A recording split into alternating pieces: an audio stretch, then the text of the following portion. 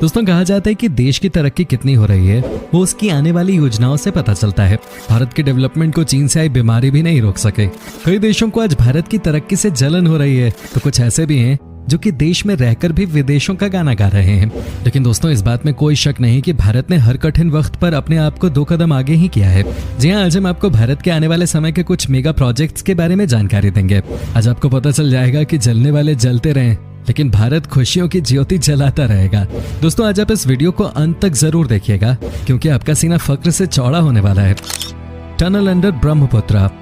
दोस्तों ब्रह्मपुत्र नदी हमारे देश की शान है, असम की जान है, और सबसे बड़ी बात यह है कि ये आसपास के लोगों को बनाता धनवान है। लेकिन दोस्तों आज आपको इंडिया के आने वाले योजनाओं के बारे में बताता हूँ और ये समझाता हूँ कि इस नदी का इस्तेमाल भारत सरकार कैसे करने वाली है। चीन की सीमा तक जाने वाली 14.85 किलोमीटर की सुरंग जल्द ही ब्रह्मपुत्र नदी के नीचे बनने जा रही है। इस सुरंग को केंद्र सरकार की मंजूरी मिल गई है। यह अंडर वाटर रोड टनल पूर्वोत्तर राज्यों असम और अरुणाचल को सीधे जोड़ेगी। इतना ही नहीं, चीन सीमा तक लगे अरुणाचल प्रदेश को सीधे असम से जोड़ने वाली इस सुरंग का रणनीतिक महत्व भी काफी ज्यादा है। भारत और चीन के बीच बढ़े तनाव के बाद शायद ये सुरंग कुछ योजनाओं में काम आ सके। दोस्तों आपको बता दूं कि अंडर वाटर बनने वाली इस सुरंग में 80 किलोमीटर प्रति घंटा की रफ्तार से वाहन चल सकेंगे। इतना ही नहीं, ये सुरंग नेशनल हाईवे 54 पर स्थित गोहपुर को असम के नुमालीगढ़ से जोड़ेगी, जो राष्ट्रीय राजमार्ग 37 पर स्थित है। इस सुरंग को 3 चरणों में तैयार किया जाएगा। इससे अरुणाचल प्रदेश स्थित चीन से लगे अंतर्राष्ट्रीय सीमा तक मिलिट्री वाहन आसानी से पहुंच जाया करेंगे। रणनीतिक और सामरिक लिहाज से ये सुरंग बेहद महत्वपूर्ण और अहम साबित हो सकती है। बता दें, ये सुरंग चीन के जियांगसू प्रांत की ताइकू लेक में बनी अंडर वाटर सुरंग से भी लंबी होगी। चीन में बनी ताइकू लेक सुरंग 10.79 किलोमीटर लंबी बताई जाती है, जबकि बनने वाली नई सुरंग 14.85 किलोमीटर की होगी। इस सुरंग को अमेरिकी कंपनी लुइस बर्जर तैयार कर रही है। Central Vista project. दोस्तों ये बात तो फैक्ट है कि जब से देश आजाद हुआ है तब से हमारी संसद वही है। अब समय आ गया है कि भारत में पॉजिटिविटी आए। इसी के तहत देश में सेंट्रल विस्टा प्रोजेक्ट की शुरुआत हो गई है। क्या है इस प्रोजेक्ट में खास, हम आपको बताते हैं, लेकिन उससे पहले आपके लिए ये जानना जरूरी है कि ऑलरेडी प्रधानमंत्री नरेंद्र मोदी जी ने इस योजना की आधारशिला रख दी है। दोस्तों सेंट्रल विस्टा प्रोजेक्ट के तहत राष्ट्रपति भवन से इंडिया गेट तक फैले राजपथ पर पड़ने वाले सरकारी भवनों का पुनर्निर्माण या पुनरुद्धार किया जाना है। सेंट्रल विस्टा प्रोजेक्ट के तहत नया त्रिकोणीय संसद भवन, कॉमन केंद्रीय सचिवालय और 3 किलोमीटर लंबे राजपथ को रीडेवलप किया जाएगा।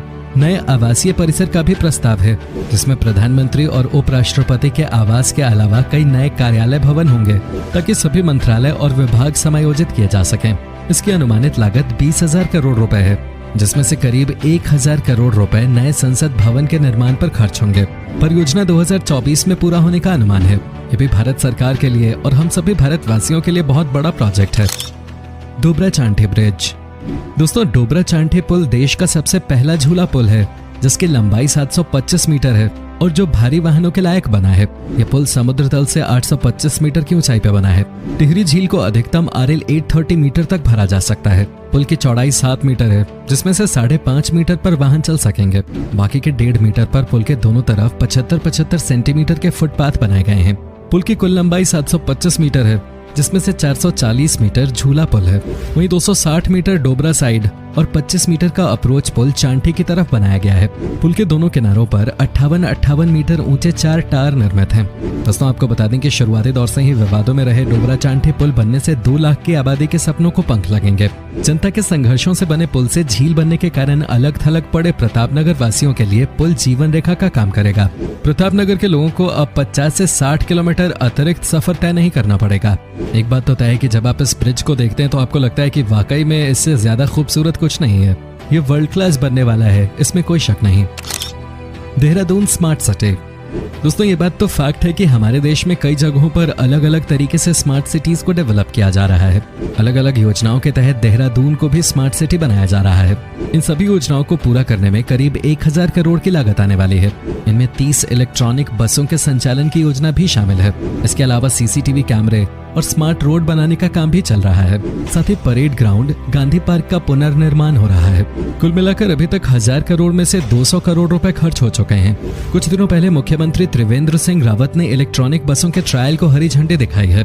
इन बसों का संचालन स्मार्ट सिटी देहरादून के अलावा मसूरी, हरिद्वार और ऋषिकेश में भी किया जाएगा। इलेक्ट्रॉनिक बसों का सबसे ज्यादा फायदा पर्यावरण को मिलेगा। बसों की सहायता से प्रदूषण को कम करने में मदद मिलेगी। Rajgir glass bridge, Bihar.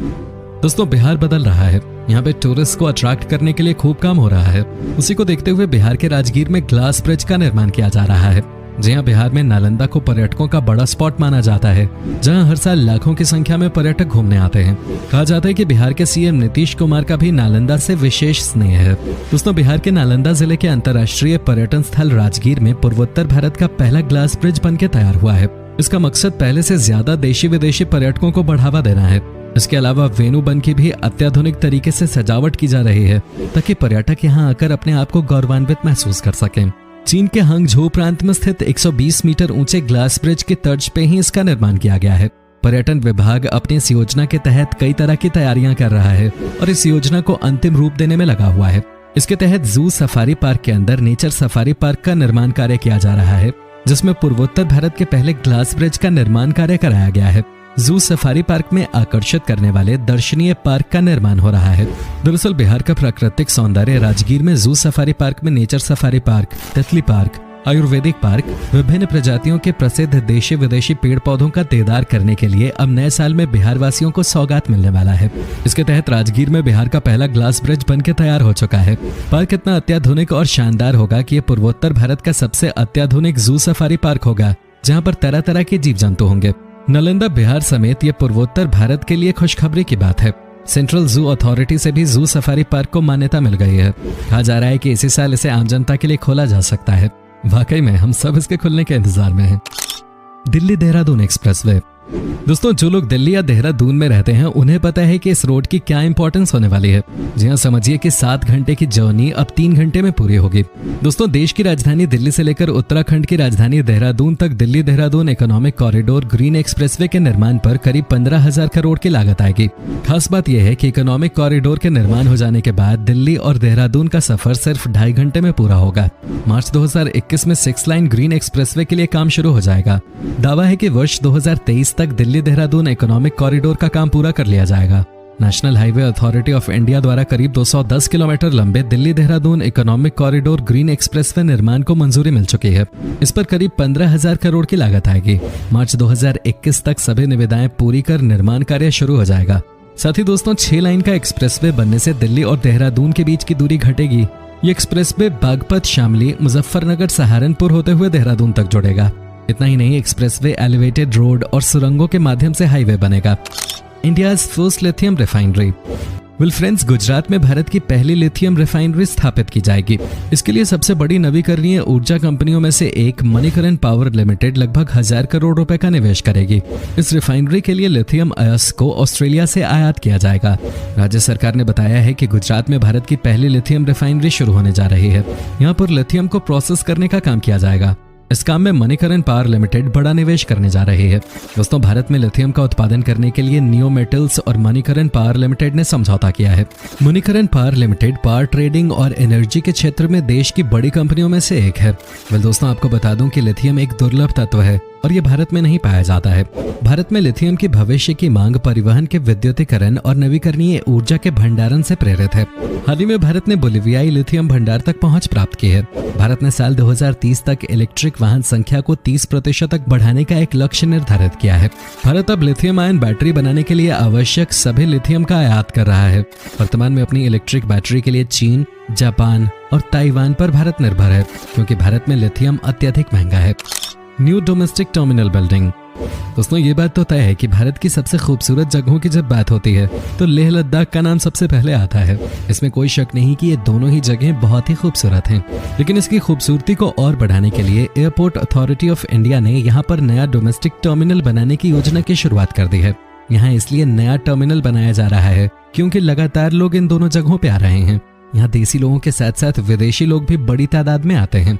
दोस्तों इस योजना के लिए कुल मिलाकर 480 करोड़ रुपए खर्च किए जाएंगे। इस प्रोजेक्ट को शेप देने के लिए 18,985 स्क्वायर मीटर जमीन का इस्तेमाल किया जा रहा है। टर्मिनल की खासियत यह है कि यहाँ पर एक समय में 800 लोग आ सकते हैं। ये टर्मिनल दोस्तों किसी 5 स्टार की तरह बनाया जा रहा है। साथ ही यहाँ पर सोलर एनर्जी का भी इस्तेमाल किया जाएगा। आप समझ सकते हैं कि ये कितना हाईटेक टर्मिनल बनने जा रहा है। साथ ही आप यहाँ पर एक साथ 200 कार्स भी पार्क कर सकते हैं। जब ये पूरी तरह से तैयार हो जाएगा तो ये हमारे देश की शान बढ़ाने के काम आएगा। Igatpuri tunnel project. दोस्तों अंत में हम आपको बताते हैं एक और ऐसी योजना के बारे में जो कि बहुत ही कमाल की चीज है। महाराष्ट्र सरकार कसारा से इगतपुरी के बीच में कुल 15 किलोमीटर लंबा टनल बनाने जा रही है। ये यहाँ के टूरिज्म के हिसाब से कहा जा रहा है कि बहुत ही इंपॉर्टेंट है। कहते हैं कि इससे पूरा का पूरा गेम चेंज हो जाएगा। टूरिस्ट को इन दोनों इंटरकनेक्टेड जगहों को देखने में कोई दिक्कत नहीं आएगी। दोस्तों, देश आगे बढ़ रहा है, हमारी सरकार मजबूत है और हमारा देश भी मजबूत बनता जा रहा है, इसमें कोई शक नहीं है। शिंकुला टनल। दोस्तों, आपको बता दें कि शिंकुला टनल बनाने से मनाली कारगिल और मनाली लेह सामरिक मार्ग के बीच 12 महीने वाहनों की आवाजाही हो सकेगी और बर्फबारी में भी यातायात में रुकावट नहीं आएगी। शिंकुला टनल वास्तव में भारतीय सेना को संजीवनी देने का काम करेगी। टनल बनने से मनाली लेह और मनाली कारगिल के बीच 70 किलोमीटर की दूरी कम होगी। हालांकि पहले शिंकुला के नीचे 3 किलोमीटर लंबी टनल निर्माण का प्रस्ताव था। अब टनल के साउथ पोर्टल को शिंकुला दर्रे के नीचे से बदलकर दारचा के करीब 16 किलोमीटर मनाली लेह की तरफ पटसेऊ के समीप चिन्हित किया गया है। टनल की एक और खासियत यह होगी कि अब बारालाचा और तंग लंग दर्रे के नीचे और सुरंग बनाने की जरूरत नहीं होगी। टनल हिमाचल की तरफ से पटसेऊ से निकलकर जंस्कार की तरफ शिंकुला दर्रे से 10 किलोमीटर नीचे और जंस्कार के पहले गांव करग्या से 15 किलोमीटर पीछे निकलेगी। दोस्तों, टनल के बनने से शिंकुला 16,600 फीट, बारालाचा 16,040 फीट और लाचुंगला 16,600 फीट ऊंचे जैसे दर्रों की चुनौतियां खत्म हो जाएंगी। यात्रा में करीब 5 से 8 घंटे कम लगेंगे। शिंकुला दर्रा होकर मनाली कारगिल की दूरी 515 किलोमीटर है। टनल बनने से दूरी 70 किलोमीटर कम होगी। निश्चित तौर पर देश की सरकार लगातार काम कर रही है। दोस्तों, ये थे कुछ बेहतरीन प्रोजेक्ट्स जो जल्द ही आपको देखने को मिल जाएंगे। इन सब प्रोजेक्ट्स के कंप्लीट हो जाने के बाद भारत का एशियाई देशों के बीच दबदबा और ज्यादा बढ़ेगा। वैसे आपको इनमें से कौन सा प्रोजेक्ट सबसे खास लगा, हमें कमेंट करके जरूर बताएं। उम्मीद करता हूं कि आपको हमारा ये एपिसोड पसंद आया होगा। देश के लिए इस वीडियो को लाइक जरूर करें और इसे अपने दोस्तों के साथ शेयर भी करें। अगर आप ये वीडियो YouTube पे देख रहे हैं तो चैनल को सब्सक्राइब कीजिए